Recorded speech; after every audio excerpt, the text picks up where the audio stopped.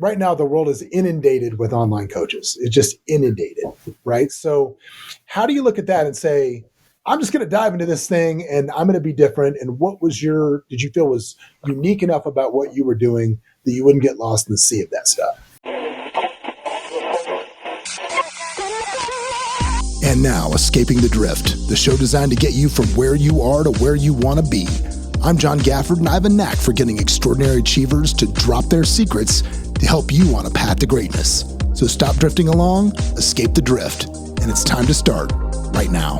Back again with another episode of Like It Says in the Opening, man, the show that gets you from where you are to where you want to be. And today on the podcast, beaming live from the power of the interwebs, man, in from Bali, Indonesia. This is a dude that spent a lot of his early time as a super engineer, if you will, at Google, and then left that on a quest, if you will, to help high-performing people. I'm talking about like CEOs, tech founders, former athletes, big-time players that just weren't quite feeling aligned with their life, achieve everything they wanted to do. He is the founder of the Moved Network. That's MOVE.D, Moved. And today we're going to talk about, which is very much in line with what we do on this show, how to get yourself aligned, how to get your mindset straight, how to get you back on the right track. We're looking forward to talking to him. Ladies and gentlemen, welcome to the program. This is Jack Landry. Jack, welcome, man. John, thanks so much. Super excited to be here. And yeah, man, I wish I had stumbled upon your podcast about 5 years ago, because I really could have used it back when I felt like I couldn't break free out of the system. So yeah, I just appreciate you first and foremost creating the space for people to hear this type of message, for them to hear, that they don't have to just stay in the drift of life. And super excited to get into it today.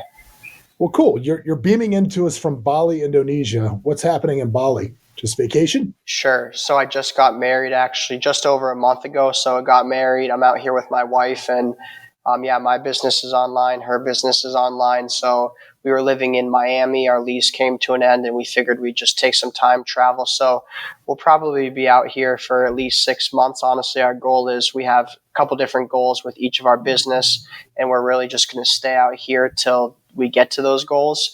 Super great environment for just locking in, focusing, not a lot of distraction. Usually when we're awake, everybody else on the East Coast is asleep. So it works out well. We can grind, also enjoy a nice lifestyle. So that's why we're out here. Yeah, the phone doesn't ring quite so much when that happens. Yeah, definitely not. So it's been peaceful. Makes life a little bit easier. Well, let's talk about this, man. So you were a pretty successful guy at Google, one of the engineers there. You were doing pretty well. What happened with you that made you decide you needed to make a change? Yeah, when I first started my career, and first and foremost, I'll kind of frame a little bit of my story for who I feel like it's best tailored to, which is ultimately who I used to be. But I was in a place where I felt like a lot of men, where they're unmotivated, they don't feel like they have the discipline, they don't feel like they have the direction and the clarity for where they're heading next. And this is who I'm typically best served to help through my coaching, but also that's exactly who I was. So at the time when I started my career, I was working with Fidelity Investments, doing software engineering. And then when I was with Google, what I did was I was doing machine learning, data engineering once again. And even from the beginning at Fidelity, I knew I really didn't want to have to take orders from another man, because I grew up in a leadership position. I was the oldest of 6 kids.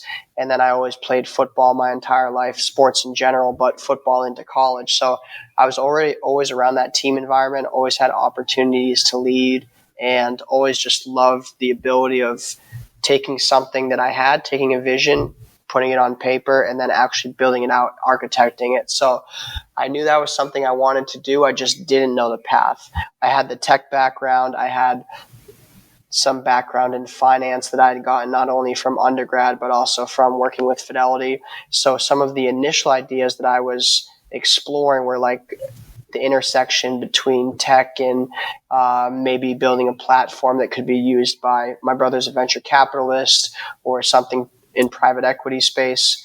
But none of those obviously came to fruition. But it was really that desire to be independent and do something on my own. And I had that from an early age in my career. And then I read the book Think and Grow Rich by Napoleon Hill, a classic that everybody knows. And that was just when I was like, all right, if this is my desire, let me get super clear on it and start to figure out like how I can move in that direction every day. And by the time I'd gotten to Google, I actually figured out a way where I can go and do this exact same work self-employed. So it was like the first step into doing my own thing. And then from there, I was able to step into my now business, which is coaching men, helping them step into their full God-given potential. So it was that progression that I went through. Well, I know that it said in your bio sheet you did play D1 football and you had some pretty serious injuries before that. So I think, first of all, walk us through that. But I think part of it's innate, right? I mean, part of it's just got to be who you are. Yeah. Yeah. So I had 3 back fractures, lumbar, spine, lower back in high school. I had to wear a full torso back brace for over a year. And then the same thing happened freshman camp. I was like the little white guy walk on. Basically got an invite to camp like a week before they started, went down there, was crapping my pants about having to take the endurance cardio test, crushed it out of the park. And then like 30 days later, I had 2 more fractures and was in the back brace for over a year again. And my dad was pivotal in my life because he taught me, if I set my mind to something, and it's so cliche, but if I set my mind to something and I showed up for it, that I could achieve it. And so I had the back fractures. They didn't heal in the time frame that we were expecting. And I was also on a scholarship with the Air Force. So the Air Force was paying me over the span of 3 years, $60,000 to not only be in their program, but then I would have a guaranteed job with them coming out of college, which at the time I thought was some nice perks. And they came to me and they were like, because of the back injury, you can't continue playing football. So it's either Air Force, the scholarship, the guaranteed job, or you continue with football, where you don't even know if you're going to play. You don't even know if you're going to heal.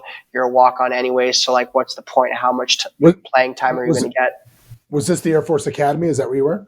No. So I was at a school called Elon University in North Carolina. And then they had, at one of their brother campuses, they had a ROTC program through that school. So I wasn't like enrolled in the academy or anything, just doing the ROTC program. But yeah, I had a conversation with the commander. He was giving me a hard time, basically saying I wasn't going to play anymore. And long story short, I ended up dropping that scholarship because from an early age, I always wanted to play in the NFL. At that point, like I had realized this isn't. I don't have the God-given gifts for that, but I knew I could at least play at the D1 level. So I told myself I was at least going to go through the rehab, get on the field, and see how I responded. And even there came a point where my head coach, after like a year and a half of still being in rehab, was like, "Listen, buddy, I probably would hang up the cleats if I was you." And I told him, honestly, until you tell me I have to leave, I'm going to continue and at least get back on the field. So that was what I did. And ultimately the lesson there, that was kind of the foundational experience of my personal development, because it taught me that it doesn't matter what anybody else says. If I set my mind to it and then I persevere and I'm willing to continue through the adversity, that may be a span of 1 month, 6 months, 3 years. But if I figure out ways to slowly improve every single day, then that next level, that breakthrough that I'm looking for is going to come as long as I continue and I have a will to win and a refusal to quit.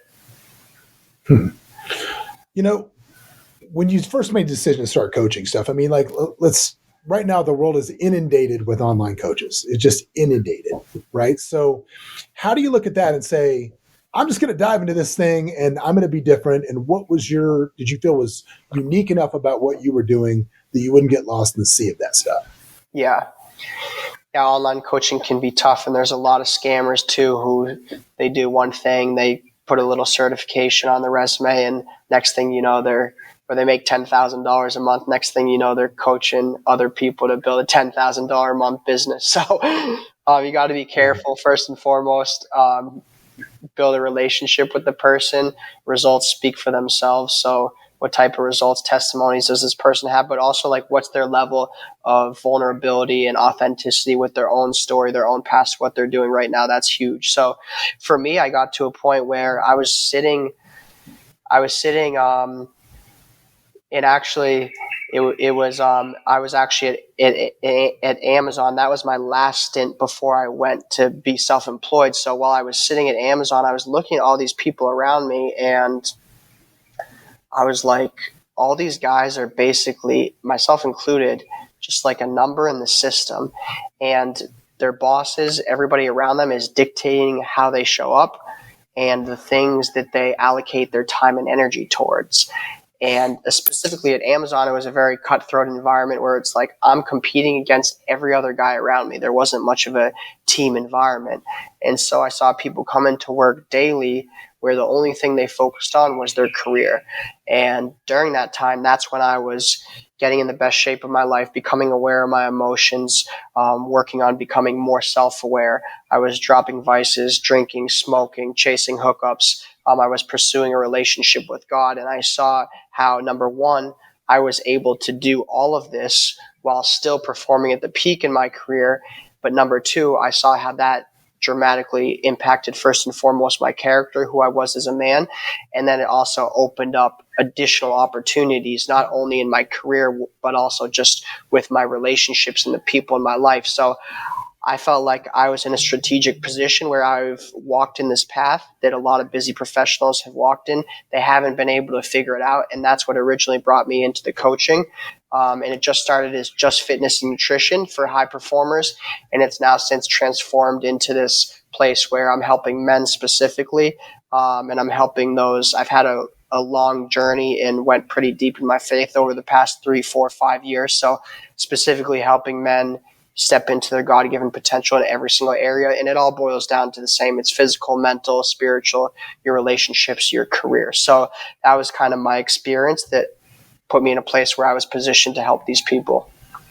What's the number one thing that you see when people come to you and they're out of alignment? Like, what do you see that is the biggest cause of that? I think a lot of people, the number one thing that's keeping them out of alignment is they expect that just by showing up and putting in more time and effort into their career, that's the number one thing that's going to get them to the place that they want to be, whether that's more money, a promotion, getting to a new job. And what they're doing is they're basically just cultivating burnout. So I have no problem with like showing up and working 60, 70-hour weeks if that's required. And I've had periods in my career where that is what I did. But ultimately what you're doing when you recharge your body, like that's the foundation. You can think of that as just the physical part of who we are. It's almost like that's the physical body is the car, the mind is the engine. And every time I'm taking care of my physical body, I'm fine tuning the car, making sure things are running smoothly. When I'm taking care of the body, now that's also going to put my mind in a good place. So I have better clarity, better focus, better energy, more creativity, more charisma with the people who I'm interacting with on a day-to-day basis. All of that's going to help me elevate in my career. It's not just like burning the candle on both sides. So that's what I typically see where people are struggling the most and actually getting to the point where they realize doing these things that are not related to my career is actually going to help it. Well, I think for me, the people that I run into that have an issue, it's about alignment. They don't manage, like you said, their time very well. They're not good at understanding, I think the 60, 70-hour work week, the grind, I think that's dead. I think that in this day and age with the things that we can do, if you're working that hard, then you're not working smart. I mean, if I had somebody, we have a lot of people that work for us here. And if somebody told me they were pulling 60 hours a week for me at this point, I'd be like, what are you doing?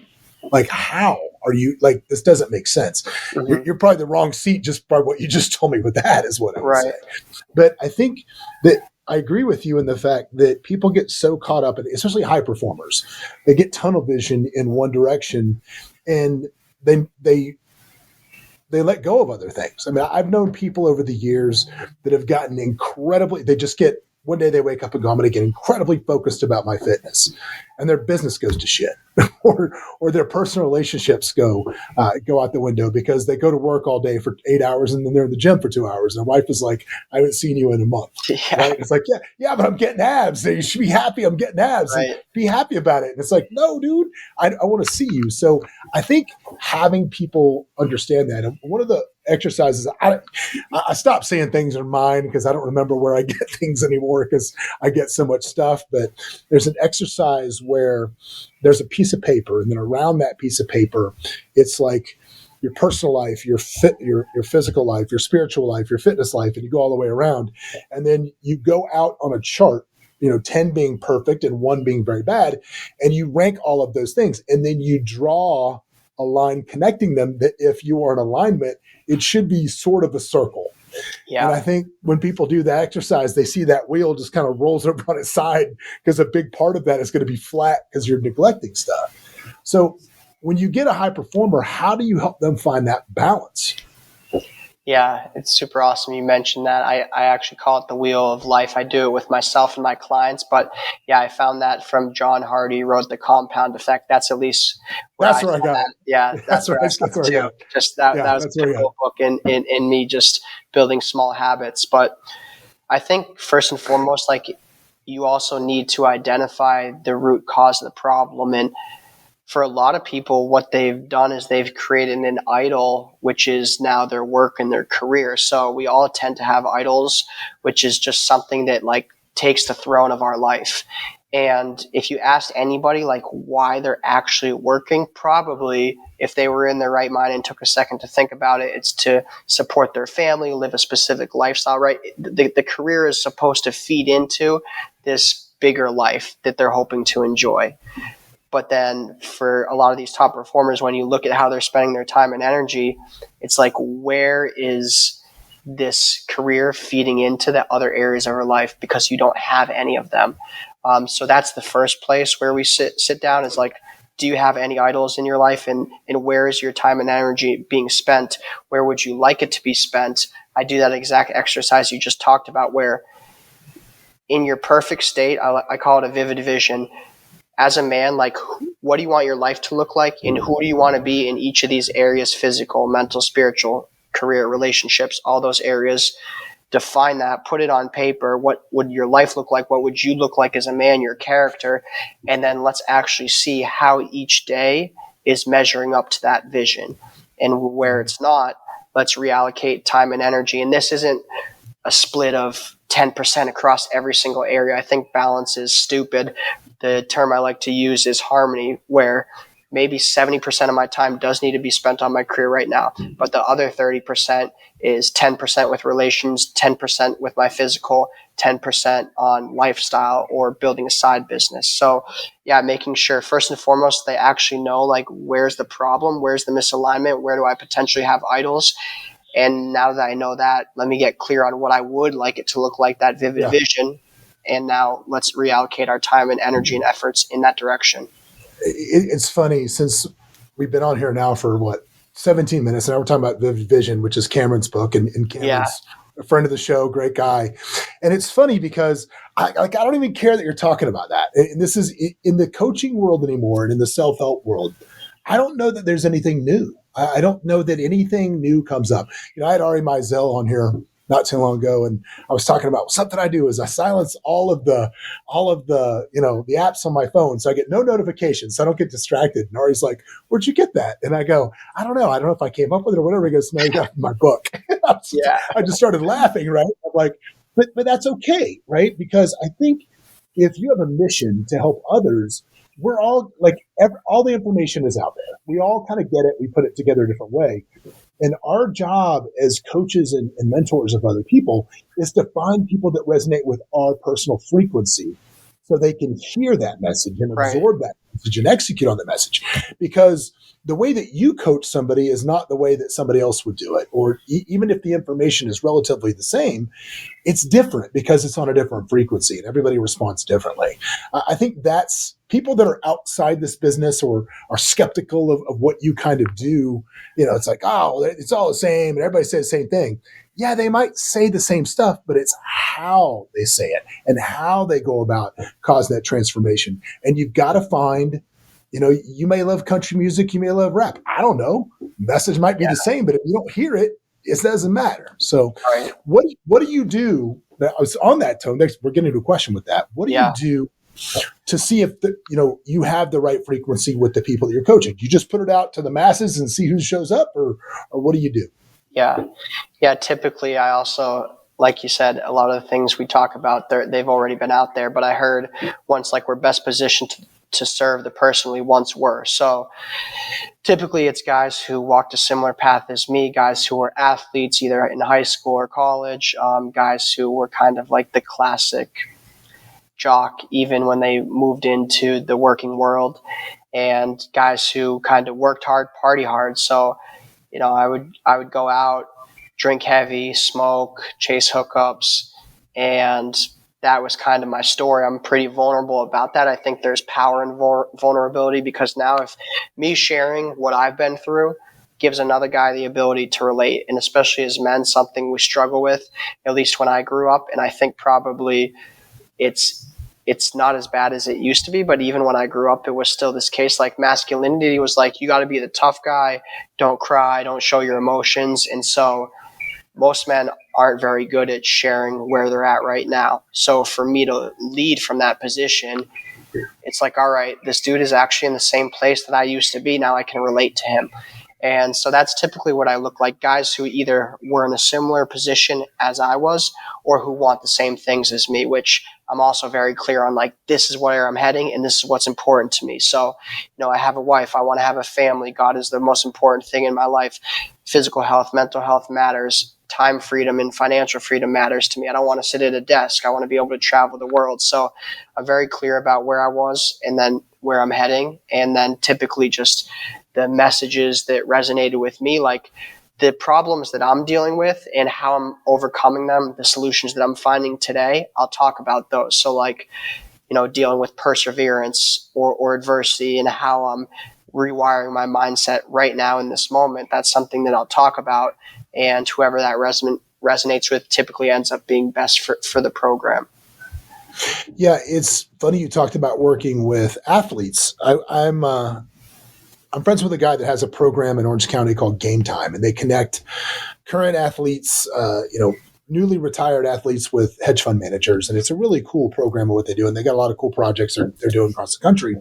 And I was at one of their meetings in Orange County. I don't know, man, this is maybe 9 months ago. And they had Meta World Peace talking and somebody else. And they were talking about when these guys said the problem with pro athletes from a developmental standpoint is from the time that you are 16 years old, 15 years old, whenever you are the best kid on your team, however, whatever age that is, you are told you are special from that moment going forward. And if you are good enough to make it to the pros or have some level like that, you're not living real life. Like, you're just not. And then when it abruptly stops at the end of that retirement, you're kind of at a place where mentally you're still, like, you stop developing when you were that 15-year-old kid. And this is now, the fantasy land is over and the real world smacks you in the face, which is what he was saying. The leagues, all of them, don't do a good enough job of preparing these guys for the real world when it stops. So, of some of the athletes that you've coached and some of the people that you work with, do you see that? Yeah, it's really an identity shift, because their identity is completely determined by how they perform, but it's shaped by this character that they were as a performing athlete and as somebody who everybody knew, who was applauded and praised for what they did. And then I even saw this with some of my buddies who I played college ball with.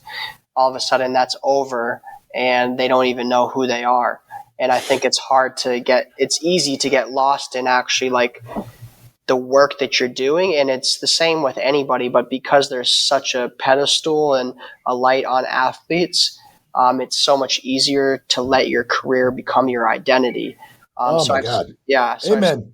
I've seen that with athletes, and they never really sat down to figure out, like, when nobody's looking, when I don't have a name to myself, when I'm just in regular day-to-day interactions with people, like, who do I want to be and how do I want to show up? Like, what's actually important to me outside of the accolades and what I can put on my resume. So it's almost that process of rediscovering, and also, like, rediscovering other skills they have. Like, some guys, they are great communicators, Other guys, they have that leadership ability. You see a lot of athletes, they really don't want to be in a leadership position, but some of them do. And as we start to identify that those skills, opportunities for other doors and other avenues for them to express, these skill sets that they have, they end up opening up. Yeah, I think in my book that's coming out November 11th, or whatever it is, November 11th coming out. You can buy it anywhere now, pre-order. Same name, Escaping the Drift. You buy Barnes & Noble, Amazon, wherever you want to buy it. It's coming out, distributed by Smith Schuster. Thank you very much, Smith Schuster. I have a whole section of it that talks about, and it's not just athletes. It's not. At one point in my life, I ran what Esquire magazine called the coolest nightclub on the East Coast of the United States, which was a place called Cobalt Lounge in Atlanta. And then, unfortunately, Super Bowl came, and Ray Lewis had some issues there. You may remember. You may not be old enough to remember that, but Ray Lewis had some issues. Yeah, that was my spot. And yeah, anybody that says any publicity is, I used to joke, anybody that says any press is good press, never tried to run Cobalt Lounge. Because, it didn't. You had this nightclub, went from the hottest place in the world to, just off the edge of a cliff. And I talk about a couple months after it closed, I went to the opening of a new bar in Midtown Atlanta. It's something I had done a million times. And I walked up to the door, and the guy that was there I did not know, which was very rare for me in Atlanta. I didn't know this guy working the door. And I said, yeah, man, hey, I'm here to see, blah, blah, Ray, whatever it was. And he goes, yeah. And I said, Ray, I'm just telling him it's John from Cobalt. He goes, Cobalt? He goes, that place went out of business like 3 months ago, back in the line. And something is like, somebody that would hear that or read that and say like, well, that's really stupid. But in that moment, my whole identity got crushed. Like, because I wasn't John. I was John from Cobalt. And the lesson in that was, and I tell people this all the time, you cannot base your identity on something you cannot control. Like, base your identity on being a good father. Base your identity on being a great confidant. On being the best husband, on being the best that you can be, that nobody can take away from you. Because when you base it on a job or a profession, it can change on a dime, man. If you're an athlete, one wrong step, one bad tackle, life's over. Mm-hmm. It just changes that quick. And same thing if you are employed by somebody else. If you're employed by your own company, it can go out of business that day. So don't attach who you are to what you do. And it's funny, when I go to networking events, this is how I'm always memorable instead of forgotten at these networking events. I walk around, people walk up to me and I go, oh, tell me about you. And you get the elevator pitch, right? Oh, I'm Jack Landry. I help men achieve whatever, blah, blah, blah. Whatever it is. And I'm like, no. Sorry, not what you do. Tell me about you, man. Tell me about who you are. And then people are just always so stunned by that question. Half of them don't know the answer. Half of them couldn't even who am I in this setting? I don't know. Yeah. It's like they don't know. I'm like, I don't give a shit what you do until I care who you are as a person. I don't care. Yeah. It sounds like Ed Milet too, and I think also with the career not only being something we attach ourselves to, it's the accomplishments as well, and that's something that I had to rewire out of myself because there was always a bar that I was consistently moving forward. And no matter how I showed up the previous day, I was always unsatisfied and unfulfilled because I felt like I was never enough. But also my worthiness and the quality of my day was determined by what I accomplished and what I got done. And ultimately that left me with a bar that continued to always move forward. And there was never peace in the work that I was doing. So that was something I had to remove myself and my identity from as well. Was sure, the career may not be important, but it's what am I accomplishing? And is that driving my inner worth? Well, how did you teach yourself to fall in love with the process? Because that's what in most cases, that's the problem, is you're only chasing the result instead of loving the journey. Yeah. So how do you change that? Well, when we get so focused on the destination, then once again, there's always that lack of unsatisfaction or lack of fulfillment. And when we finally do get there, there's always another one. Like if you look around and you see somebody who's doing the work that you're doing, or maybe it's you're building your physique in the gym, there's always going to be somebody who you could say is doing it better or who has had more success no matter what level you get to. And so focusing on that destination, it's just fleeting. It's never going to sustain. And also what it's going to do, it's going to distract and it's going to pull away your energy from like the real work that needs to be done. And that was the biggest realization that caused me to shift, because I was like, what I need to do to actually get to this place is here right now in this moment. It's in the process. And if I'm right here, present, focused, then I'm starting to become more in tune with every single rep that I'm doing. And I'm starting to see all of the feedback that's available to me. So whether I fail or succeed in the process, what that's doing is it's giving me more feedback. It's ultimately pushing me closer to the solution. Even if I have failure 3-4 weeks in a row, that's telling me more about what's not going to work, telling me more about what will work. And so, yeah, just becoming obsessed with the process and knowing that it's like hitting the lottery. If you hit the lottery, like you get to the destination, but none of the foundational framework that's going to help you sustain that level of monetary success has been built. That's why you see so many people who hit the lottery and they just go broke because they have no idea how to manage money. So it's understanding that what you're building right now is not only building a foundation for you to get to where you want to be, but ultimately it's building the consistency and the discipline that's going to keep you at that level. Well, I think people also fail to see the joy in the process. And like for example, my son is going to go to college next year, and we were talking about rushing a fraternity. And I told him, I said, listen, it was like, God, does it suck to be a pledge? And I'm like, well, luckily for you, 20 years, many, many lawsuits later, it's probably a little easier than it was when I went through it, not 20 years, now 30 years ago, whatever it was. But I told him, I said, listen, when I was a pledge at my fraternity, the brothers beat the absolute crap out of us. I mean, they just absolutely made our lives miserable for a whole semester, right? But the problem was I never had more fun in that fraternity than I did from when I was a pledge. Like, even though they're killing you, right? They're relentlessly after you. You're never closer to any other group of people because your pledge brothers are going through it with you. You're getting killed with them. And then once you become a brother, it's just kind of, you're there. The drama of it, and you don't realize the value in the experience. And normally that's that way until it's over. I mean, I guess it was like Ed Helms on The Office said, the problem with the good old days is you don't realize you're living until you're gone. Yeah, is what happens. And I think finding joy in the pain, looking for those moments in the process, that's the key. So, but obviously you're never going to get there if you're stuck in a bunch of bullshit. And one of the things that I know you really emphasized was helping people get past vices. What's the program for that?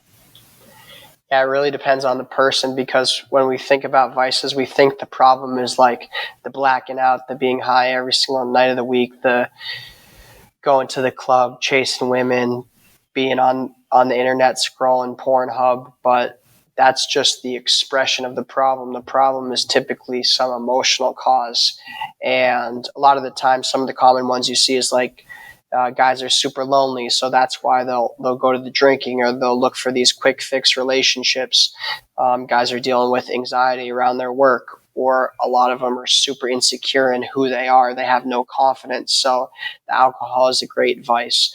The weed is a great vice because it kind of dims your problems. You forget about them for a moment. So yeah, it's first getting to the root of the expression is the vice, but really what's the emotional thing that's causing that? And it starts with, I have to actually acknowledge it within myself and see it.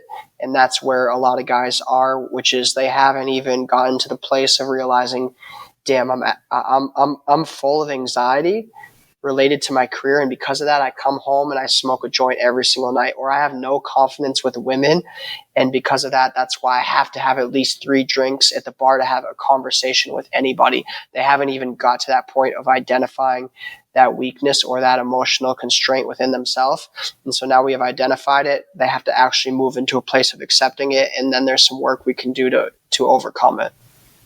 I mean, is it like immersion therapy? You're like, okay, if you're scared to do this, you got to go do it. Is that what you do? I've done that with some guys. Sometimes it's just like basic systems. I'll just call it, like, comes from my days of taking math class, which I wasn't very good at, but like simple exponential back off. I have a guy right now, for example, like he's just getting off of nicotine. So like we went from the vape to the Zins, and now we're just on nicotine pills, and it's been like 4 pills, 3 pills, 2 pills. So sometimes something like that. A lot of the time it's accountability and brotherhood. So the guys who struggle with pornography, it's having somebody, if it's not me, to actually report that to. And a lot of guys are like, I'm just going to block it on my phone, but it ends up being something, it ends up that like there's ways around that. And so, yeah, figuring out something that's proactive rather than typically just saying, I'm going to decide to do this. Your mind is already conditioned to desire that vice when you're weak. And so just solving it through willpower is not going to get you there because you haven't built that willpower. So even there's a Bible verse that like talks about fleeing lust. So when I work with a lot of guys who are struggling with that, I figure out ways like, all right, you feel temptation, literally get out the house, go for a walk until that subsides. Or you can't be in this certain situation like at the bar at night, then you need to remove yourself from it. So yeah, it's a process of removal, adding like accountability, couple different things, but it really depends on the person and the vice.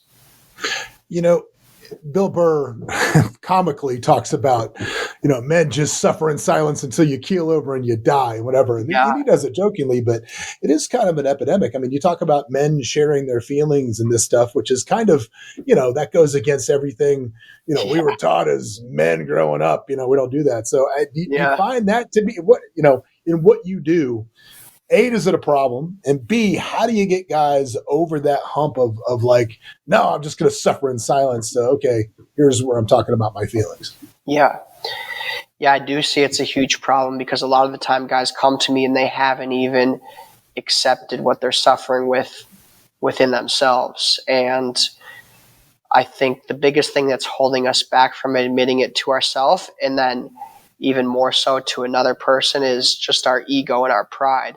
Like as men, we want to look like we're put together. We got things in control. Like we're good. We're making money. We're in shape. We're confident. And so our desire for this outward appearance keeps us from addressing these internal problems. And so it's never going to be something where you throw a dude in a community of guys, even if it was like an AA meeting, and you tell him to like dump out all his problems. It's not going to work well. And I think this is where I admire, because I saw other men do it first, like men who lead with vulnerability and they're super real about their past in the stuff they've dealt with. Because if we sit in a room, it's just two of us, and I share something that I've been through and it's relatable for you, it just creates a lot more of a space of safety for that guy to do it himself. And now he's put it on the table. He's actually expressed it. He starts to move into a position of like, I'm not suppressing these emotions anymore. I'm more moving into like a detective state where I'm looking at myself from a third person point of view. This is why the mental, the self-awareness, the meditation, the journaling is so important, because you're observing yourself from a third person position. And I'm starting to identify these things because I know if I identify them, there's now a path forward for me to overcome them. And I'm a stronger man when I get to that place. So yeah, really creating that space. That's why what I do is like not like sell some course or like give people some stupid PDF program. It's like we're working super intensely together one-on-one because we're building a relationship first and foremost. That's where trust is built. The trust is also built in the vulnerability. And now the platform is there for a guy to be honest with himself and honest with me. And then we can work forward from there.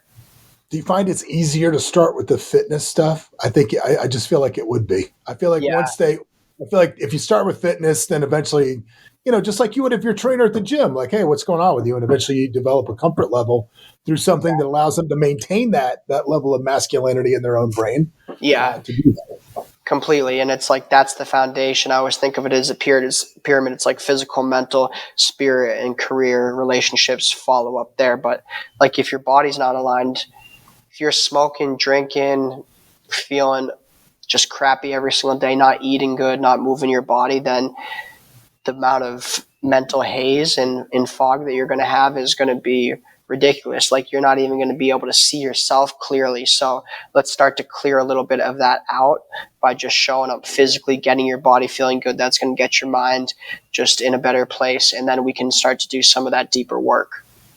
So I know that, you know, masculinity has been in the crosshairs. The pendulum's swinging it back a little bit now, but it's been in the crosshairs for, you know, quite some time. You know, it feels like anytime a man acts like a man, he's called toxic. And where are you with that? Yeah, it's a brutal culture we live in. It's a good question. I haven't even thought through this, but it's unfortunate because like this traditional masculinity has become so demonized. It's almost like you can't represent traditional male values. Honestly, a lot of what I believe comes from a faith perspective, but you know, men were created a certain way for a reason. And like from a physical perspective, we are the dominant being once again for a reason, because there is a need and a role for us to be providers, for us to be protectors.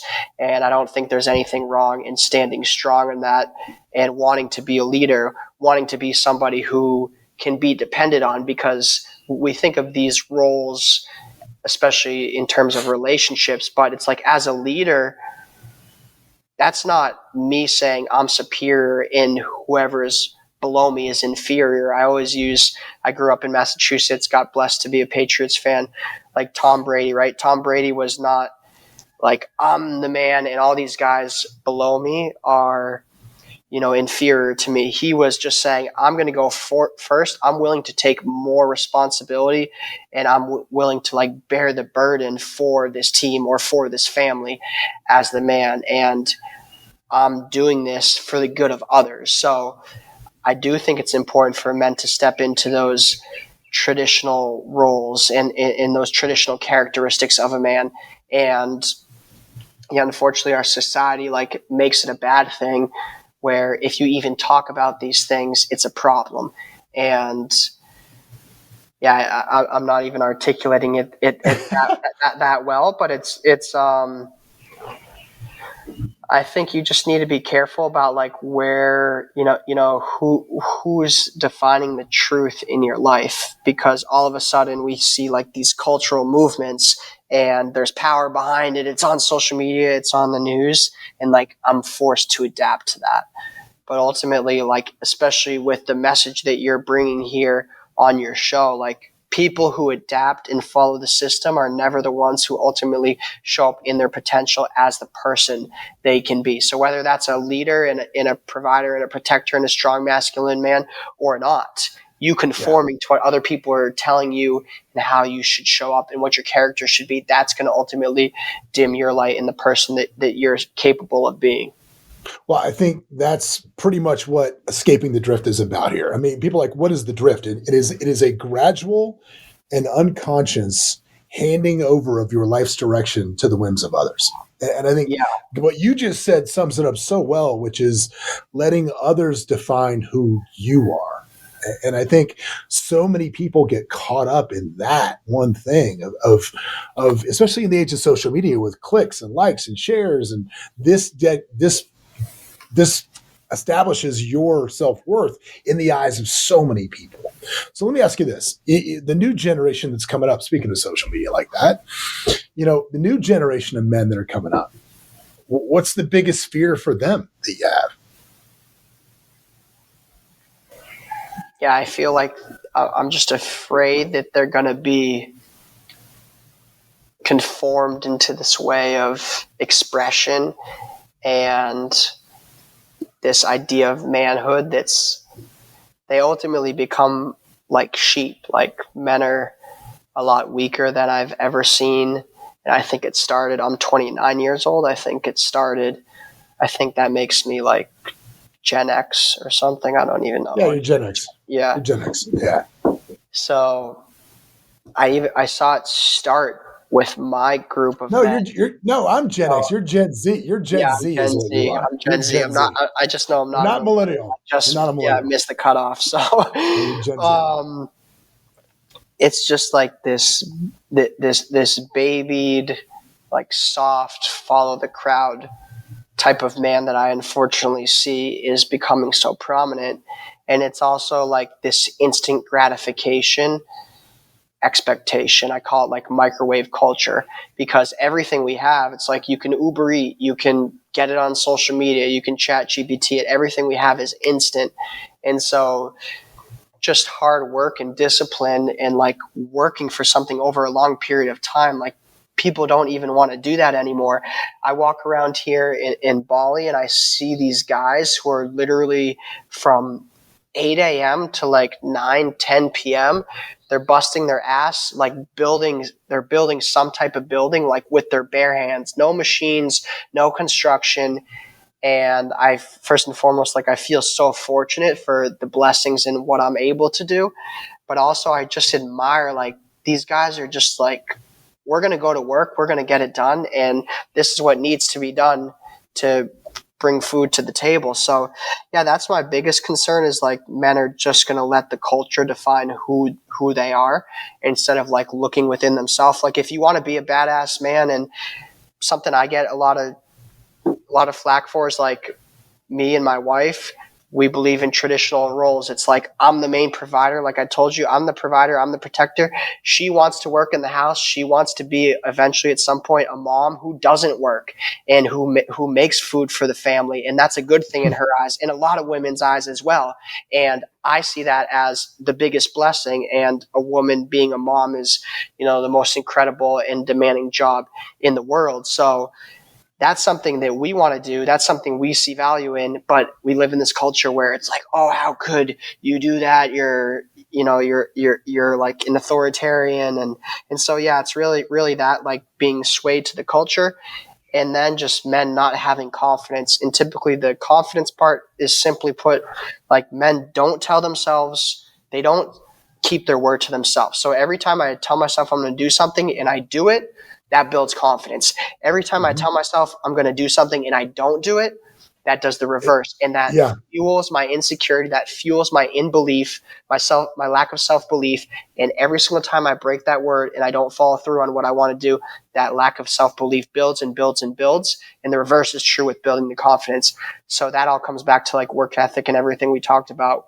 And that's why I think most men struggle with confidence, and they don't do a damn thing because they don't believe they can, because they haven't built a track record of following through on their word. And that's a summary of chapter 1 of my new book coming out. Literally, Radical Honesty is the first chapter of my book, because without having that, dude, you have nothing, right? Nothing. And I tell my son all the time, like, and my son isn't just exceptional; he's top notch. But I tell him all the time, I'm like, look, don't tell me you're going to do something. Tell yourself you're going to do it. And at the end of the day, I don't really care if you work out today or you don't. It doesn't affect me, right? But it will affect you, because you're lying to yourself. And when you stop believing what comes out of your own mouth, not just to yourself, but to others, it's impossible to have self-confidence that way. It's just impossible. Yeah. So, amen, preaching to the choir. Yeah, and if you can't keep your word to yourself, there's no way you can ever keep it to somebody else. So the trust factor is gone. Is not going to be there. All right. Well, Jack, if they want to find you, how do they find you? Yeah, best place to find me is on Instagram. So you can find me, Jack P. Landry. And just as a thank you for everybody listening, what I want to do, and actually I'll do two things, is I want to make available for them what I call my morning momentum blueprint. So super quick, if you feel like you're starting the day, you don't feel like you have direction, clarity, no motivation, no discipline. Let's figure out a way for you to get your morning dialed, your body, your mind, your spirit. What we can do is we can build out that morning momentum blueprint for me if you just DM me on Instagram. And another thing we can do, typically something I only reserve for my one-on-one clients, is we can do what I call a move different strategy session. So essentially we're going to look at where you are right now in your life, where you want to be in 6-12 months, identify all the obstacles that are holding you back, and figure out a direct step-by-step action plan you can actually take to overcome that. So yeah, if you want to do that morning momentum blueprint with me, or do the strategy session completely free, message me on Instagram. It's Jack P. Landry. You can message me Drift, so I know where you're coming from There John.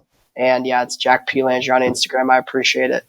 I love that, brother. Thanks for coming by, man. And when you're back in the States, come by and see us in Vegas. Yeah. Awesome. Let's do it. All right, cool. Well, guys, look, if you didn't get anything out of that today, you weren't listening. But the number one thing I'm going to say that I took away from this is don't let anybody define who you are in this life. You've got to live by your own set of rules. You've got to live by your own values, because the only person that's got to be proud of you, really, at the end of the day, when you look, is yourself when you look at yourself in the mirror. We'll see you next week. What's up, everybody? Thanks for joining us for another episode of Escaping the Drift. Hope you got a bunch out of it, or at least as much as I did out of it. Anyway, if you want to learn more about the show, you can always go over to escapingthedrift.com. You can join our mailing list. But do me a favor, if you wouldn't mind, throw up that 5-star review, give us a share, do something, man. We're here for you. Hopefully you'll be here for us. But anyway, in the meantime, we will see you at the next episode.